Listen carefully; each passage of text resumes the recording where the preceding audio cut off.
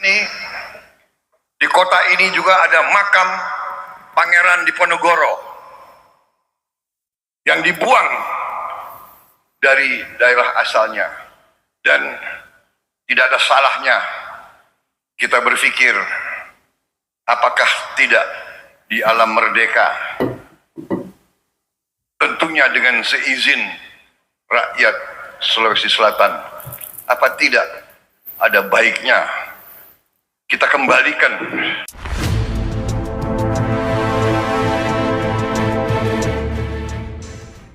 Assalamualaikum warahmatullahi wabarakatuh. Saudara-saudaraku sebangsa setanah air yang saya cintai, saya banggakan. Bertemu lagi dengan saya, Agus Mar dari lereng Gunung Selamet di Banyumas, Jawa Tengah. Ada berita menarik ini. Prabowo Subianto, Prabowo Ketua Umum Gerindra ya, calon presiden dari Partai Gerindra, kemarin berkunjung ke Makassar. Dan di sana dia membuat sebuah pernyataan, usulan yang memang cukup berani usulannya, yakni dia mengusulkan bagaimana seandainya makam Pangeran Diponegoro dipindahkan ke tempat asalnya, yakni di Yogyakarta. Nah, usulan ini mendapatkan reaksi yang cukup tegas, di antaranya dari Sultan Hamengkubuwono sendiri. Beliau tidak setuju, tidak sepakat dengan usulannya Pak Prabowo ini. Mengapa? Karena menurut Sultan, makam Pangeran Diponegoro di Makassar sudah cukup di sana dirawat dengan baik, dihormati oleh warga masyarakat Makassar dan juga keluarga besar yang ada di Makassar. Jadi menurut Sultan tidak perlu untuk dipindahkan. Begitu juga keturunan Pangeran Diponegoro yang berada di Makassar juga tidak sependapat, karena menurutnya bahwa ketidaksepakatannya itu ada wasiat yang katanya pernah disampaikan oleh Pangeran Diponegoro agar makamnya tetap di sana, tidak dipersoalkan gitu. Nah, seperti apakah pendapatnya Pak Prabowo saat menyampaikan usulan itu? Kita simak ini, ada videonya. Saya ambil yang dari Kompas ini. Ini di kota ini juga ada makam Pangeran Diponegoro yang dibuang dari daerah asalnya, dan tidak ada salahnya kita berpikir apakah tidak di alam merdeka, tentunya dengan seizin rakyat Sulawesi Selatan, apa tidak ada baiknya kita kembalikan. Oke ya, itu tadi pernyataan atau usulan Pak Prabowo ketika di Makassar hari Kamis kemarin. Nah, sedikit review ya, terutama bagi anak-anak muda, anak-anak ABG hari ini yang barangkali belum tahu tentang sejarah Pangeran Diponegoro. Adalah anak dari Sultan Hamengkubuwono III.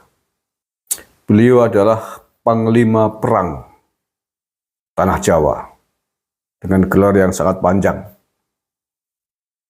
Silakan gelar panjangnya dicari sendiri di Google, pasti ada. Saya nggak hafal.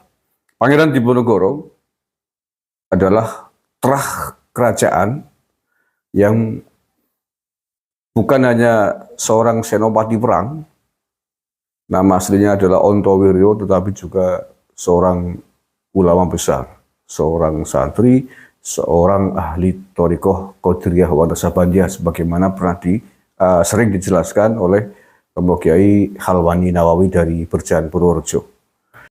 Beliau memimpin perang selama 5 tahun yang dikenal dengan Perang Jawa semenjak 1825 sampai 1830. Ini adalah perang terbesar yang pernah dialami oleh Belanda selama 350 tahun menjajah Indonesia. Perang terpanjang, perang terbesar, perang yang mengakibatkan korban jiwa yang sangat banyak bagi tentara-tentara serdadu Belanda, dan perang yang menghabiskan dana yang sangat besar sehingga dikabarkan atau dikisahkan Belanda nyaris bangkrut atas perang tersebut. Sedikitnya sekitar 8.000 serdadu atau tentara Belanda tewas oleh pasukan Diponegoro pada saat itu, dengan kerugian sekitar 25.000 gulden saat itu ya, dan mengakibatkan Belanda harus hutang luar negeri yang sangat banyak. Dan perang yang juga mengakibatkan korban jiwa yang tidak sedikit bagi para pasukan dan orang-orang pribumi ketika itu. Setidaknya 200.000 jiwa warga pribumi yang gugur syahid melawan penjajah Belanda ketika itu. Nah, perang Diponegoro ini, perang Jawa ini berakhir karena tipu muslihat yang dilakukan oleh Belanda dengan Pangeran Diponegoro pada tahun 1830. Hari raya itu, momennya adalah hari raya, Belanda mengacak berunding dengan Pangeran Diponegoro. Dia menjanjikan akan menuruti apa yang dimaui oleh Pangeran Diponegoro dengan syarat mau untuk berdiskusi, menghentikan perang tersebut. Nah, janji itu kemudian dituruti oleh Pangeran Diponegoro atas desakan juga dari keluarga kerajaan, rekomendasi juga dari Kesultanan.